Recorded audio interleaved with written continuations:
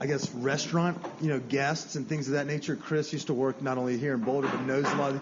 Is it as incestuous in the music industry? Like, did y'all all like meet and like almost like serendipitous times, and then all end up becoming like fucking showmen, or how is it the same in the restaurants? Like, everyone seemed to work with someone else. If you're already going to be friends, kind of doing the same things, you're interested in trying to make the same things happen. So you have a lot of the same goals. So it's not surprising we've all ended up where we have, like, still doing it for a living, like 15 years later after meeting in Durango back then, And I mean, I'm sure y'all won't have any fun in Strings and Soul next week. It's like a reunion. It's like a reunion of our old buddies. Well, we got to do a reunion at Telluride Bluegrass last year with the Broke Mountain Bluegrass Band, so that was pretty special. And I mean, and I'm not going to try to bring it up, but there was, the reunion just recently at First Bank where, a lot of folks came. And we'll shout out to Jeff Austin, and if you want to make a donation, the foundation website will be on our link tree.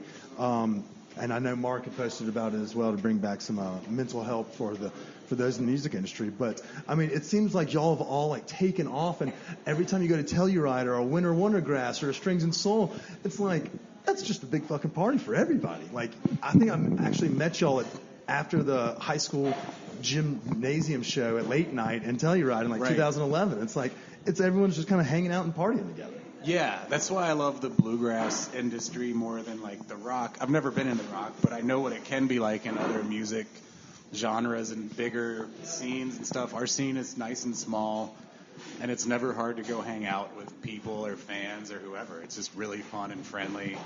Do you get recognized when you go out a lot around like either Boulder or a Denver scene? Sometimes, but never in a bad way. No. Yeah. It's never been something negative, and that's great. Because, I mean, it can be for some people, so... Yeah, like Taylor Swift, maybe. Yeah. But, I mean, y'all... We're way more famous than Taylor Swift. For sure. Yeah. Shout out to our 70 million Instagram followers. We know you love us, Taylor. Dude, so when you picked up this banjo, circling back to North Carolina, when you picked up this banjo when you were 12, did you, like, take lessons, or were you just sitting in with, like, older guys and just kind of... I was really just... Crazy. Yeah, I mean, at first I was just messing with it, kind of without any teacher or something. I think I got the Earl Scruggs book. Okay. Great place to start for every banjo player. Start with the fundamentals. Do not go straight to the jam band shit. But then I did have a teacher who was more of an overall music teacher, and he was really, like, spiritual and shit like that. He was an amazing teacher to have. John Stickley and his little brother took from him, too, so we all took from the same teacher, and he got us going to open mic nights when we were like 15. What? Yeah, so we Did were you get like shaky a little bit up there? Maybe at first, I don't remember. But Probably though when you're 15, you're like, well, yeah, we were just fuck having it. fun. We Yeah. didn't care. Like, we wrote these little songs, and we went to open mic night every fucking week, and we played, and that's how we started out doing it, That's awesome. Yeah, it's really awesome. That is. Kudos to that teacher. Yeah. Yeah. And John just posted some documentary about him that I saw on YouTube, and I was like, holy shit, he's still doing it, inspiring people. Well, speaking of inspiring, this is a great question that Chris brought up to us earlier when we were creating our Brilliant Rundown. What was the first album you got, and the first one, or the most inspiring one you had, like you would turn it on when you go home, even if it was a vinyl, but what was the like you dumped out the piggy bank to like go buy this. Right. Was it a Sam Bush album? And you're like, this guy can slap. I do remember the first time I saw Sam Bush vividly. Well, Leftover and now you too. play with him on a regular basis. More than getting an album, my first real exposure to like the bluegrass scene was going over to Merlefest in Wilkesboro, North Carolina. It's one of the biggest bluegrass festivals in the country. And they had, the year that I went was probably 1998 maybe. That's when I first saw Leftover Salmon. I saw Sam Bush, Bella Fleck, String Cheese Incident even maybe. Like it's a very traditional bluegrass festival, but they had a lot of jam bands that year. And I had never seen Sam Bush before or Leftover, and like these guys just absolutely blew my mind. I'd seen more traditional style of bluegrass, but to hear this more jam style, then I started following that a little bit more. But seldom seen as well. I remember seeing them when I was like 13, 14 at the Carolina Theater and just being hooked on bluegrass, Were your parents like big bluegrass lovers? They were big bluegrass lovers, but not players. They didn't play bluegrass, but they loved bluegrass. Doc Watson and Seldom Seen, Sam Bush, the more traditional stuff. My mom still goes to so much bluegrass stuff. That's awesome. It's great. Yeah, our parents are really proud of us too, especially with this whole podcast thing. We're really killing it. In the power rankings of family members. Yeah, we're right where we need to be on life's path. Okay, so this is. I guess I kind of want to ask the Spotify question. What did you listen to on your way over here? Because we were just talking about it and his original album. What was playing before when you parked the car earlier? I can't remember right now. I've been listening to a lot of Christmas music. Fuck yeah! Yes. I actually. That takes a man to admit on air. Why? Anybody can. Why? Listen. Are you fucking kidding me? Yes. I want to drink eggnog and listen to Christmas music all fucking day. Okay, but when did you first start listening to Christmas music? Okay, this may be contentious. The day after Thanksgiving. Okay, that's great. On Okay. Thanksgiving, I made everybody at my party go cut down a tree in my backyard, and we dragged it into the living room and put it up. I have like a couple acres. Actually, friggin' love Mac Miller. Rest in peace. Who just came on the Rest in Peace. Sad as fuck. Yeah. I just discovered him like a year ago, and I actually have been like, he passed? yeah, it's crazy. Maybe that's why I heard about him and checked. But he just came on in here. Anyway, but I actually just went to Bart's before this, Bart's Records over on Folsom, and I was like, all I've been doing is streaming Christmas music. I need Christmas music on vinyl.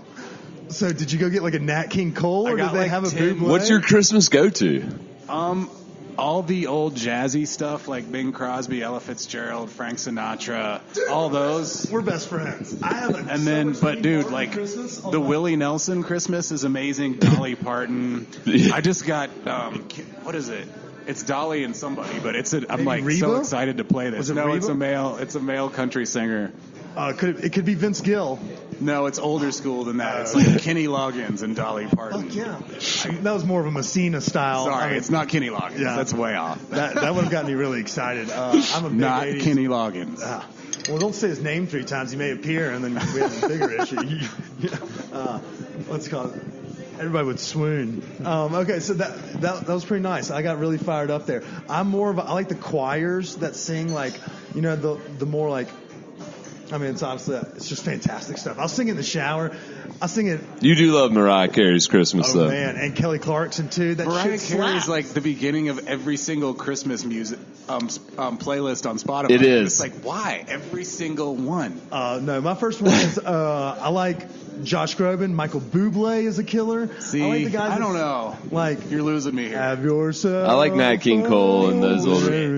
Yeah, Amazing. Ella's big on my list. Ella. And then, okay, don't miss the John Denver Christmas album with the Muppets. What? John Denver and the Muppets Christmas. Fucking amazing. Really? I actually have Yeah. it on vinyl. That was the one Christmas album I already have on vinyl. You haven't heard of this one? Stream it right now. It's on Spotify. Zane, When you get in the car. please insert the music here. I want to hear some Christmas music from John Insert some motherfucking... Miss Piggy talking about Christmas. I think she's nagging Kermit to go cook or something. Yeah. It's the best. That's awesome. So good. All right, well, we could do a whole, like, you want to talk about Duke versus North Carolina, I could do a whole episode just with Christmas music. Oh, dude. And if you need to check your phone or do anything Nope. like that, if you need to go to piss or go to drink, we order food and eat. You guys finished your drink? Yeah, I'll catch mine. Yeah, we have a drinking problem. We do this a lot. Me too. Yeah. So, Okay, so we'll get back on path. yeah. So, I mean, like, one of our next bigger get-to-know-you questions is, if you weren't a banjo player, what would you be? I think about that every day. And I have Does it change constantly? I have no That we fucking were- clue. I could see you being a doctor. A doctor? No, I'm just joking. We're Wish I could both be doctors. that. Whoa. We're Doctors? I used to be called Dr. Wilson. I was going to be a brain surgeon lawyer, but I have a shaky hand syndrome. So, like, whenever I Shit. focus on my hand, I shake a little bit. Whoa. That's why I'm not a brain surgeon right now. Right. And instead Thank I have God this wildly successful podcast. thing. Wildly. Love it. I could do things. Luckily, see you I'm doing good more at like instruments. horticulture or something like you Well, enjoy yeah. living in the mountains and doing I outdoor. do really enjoy Forest- growing weed, but You can I be a just got into forester. it, and it's super fun. It's the first. I've been growing weed, I guess, for 3 years in my yard. I could do that for a living if you could make money off selling weed. Yeah, Nobody too bad can a brick anymore. goes so. for like $800 a Precisely. pound now, from what I hear. Honestly, Definitely I don't buy really them. enjoyed the process of like looking for a house and looking at a bunch of houses and checking it out. So real estate could be fun, but it's a little more serious than we're going for right now. It's always more fun when you're shopping for yourself For as well. sure. Like when I have to go shopping with like past girlfriends or Tinder dates. It's like, if it's not for me, I'm disinterested a little bit more. Like, shopping on a Tinder date. well, I buy things for myself a lot. Whoa. Yeah. You have to mix it up when you have a bunch of Tinder dates. I like it. You can't just take everyone to Dave & Buster's, Andy. I don't know That's what where that adults is, go to but play. I don't know what that is. You don't know what Dave & Buster's is? No, I don't. It's like a bar where there's a bunch of games. Like, you can. Ooh. It's where adults go to play. Is that Denver? It's right on like Colorado and the interstate. It's literally like the worst of the worst places. Whoa. It's like Cisco food. And I don't get out much. So we got real estate agent / banjo player, Andy Pot Thorn grower? / pot grower. I think those all really I want to talk work about well. herb now. I think so. Are you an indica or sativa guy? Indica. All right, what are you growing All out? the way. Heard. What are you growing out? I mean, obviously, we're not going to tip your hand to where you live because I don't want all of our crazed fans to come up there and steal your crops. Whatever. But, I mean, you do a bunch of outdoor? Yes. We do a bunch of outdoor, just like whatever clones we can get from friends that hook us up, and it makes it so easy. I'll let you sniff this. I brought it just to show. I heard stoned in the podcast name, so I thought I'd show off one of our nugs. You nailed it. Yeah, we did. Yeah. I brought, and shout out to our This is sponsors, Jilly Live Bean. Well. Check that out. Shout out Ooh. to our sponsors, Live Well. If you need dank weed in the Denver area and you don't go to Andy's house to get it, go check out Live Well. I've got a lot to give away. So that was my next question. What happens when you grow fuck tons of weed? Because we used to do that at one of my houses. Oh shit, that smells Sniff Not bad. bad test. for outdoor, right? We're This- sniffing the weed. Yeah, so we are this is called sniffing. bad radio. This doesn't go as well on radio. I wish you could smell this. Yeah, Scratch well, it they and can sniff see it. pictures. We'll take pictures of it and put it on Instagram. That does smell pretty sticky. What's it Outdoor called? is the best. So, like, am I an indica guy? Yes. I love Hey, indica. Wait, hold on. Take that off. I like Riverbud. I remember when I used to go up and visit I my. don't know what that is. Oh, they used to just grow it on the banks of rivers. Dude, I don't know. I call mine yard There's a weed. lot in North Carolina. Call this yard weed. This is called yardweed. Jilly bean. It's not really outdoor. It's like jilly 'Cause bean. I used to go. My family lives on Lake Norman in North Carolina. cool. So I used to go up there for the 4th of July all the time, and you got to find local weed around town. Yeah. It's not that good, but the moonshine hard to was find. excellent. Yeah. I did a little time up in Asheville, not like jail, but like camp, things like that. Nice. I'm not nearly that cool. Right. I would be taken care of if I was in jail. I'd be fucking miserable. Okay. We'll cut all that out. So I've got one other question on getting to know you. When We'll you do leftover. yeah, and then segment. let's dive Yeah, into we'll do salmon. some leftover stuff. So when you were growing up and starting to get better at progress of the banjo, was there a venue you had in mind? Like, oh man, that'd be fucking nuts to play that. Really, it was Merlefest because that's where I like first went to a show. Like that was my first bluegrass festival. Where I saw have you all played these there? bands. I have now played there with Leftover Salmon, and that the first time I played there was with Emmett Nershey band with Bill Yeah. Nershey and Drew. That was before I joined Leftover, and but when I got to like play there with Leftover with Sam Bush on stage, it was so full circle for me. It was blowing my mind, and my folks came up, Everything about it was just blowing my mind. So that was awesome. kind of the highlight of when it all came totally full circle. Well, that's a perfect question that segues into leftover salmon. That is a great way to do that, Chris, and I'm very proud of you for knocking that out. Yeah. All right, Nice so segue. Yeah. Thank you. I mean, we would be doing a disservice to our Colorado listeners and all of our listeners around the country if we didn't talk a little bit about, I mean, this is year 30 for Leftover. You mentioned you were a fan of them in high school, and I think everyone remembers that show at the Ryman that, I mean, I listen to it on Spotify fairly often. Like, it's just like, it was one of those albums that just like, I don't know if it was like, it was a regular, I guess, in my rotation. The Nashville Sessions? Yeah. But What an album. yeah, dude. That was Seriously. an all-star cast. And what's really cool about that and the 30th anniversary is, I can't even remember the guy. Can we cut this out? Who's Yeah, the head of literally. AEG? Chuck Morris, right? I don't know. Sorry. So, Yeah, that's going it. back to... Yeah, we can edit out whatever you want. Going back to We don't- the Nashville Sessions and 30 years of Leftover Salmon, the guy who originally managed Leftover back in the day was Chuck Morris, who now is the head of the Mission Ballroom. And he put that whole Nashville Sessions album together.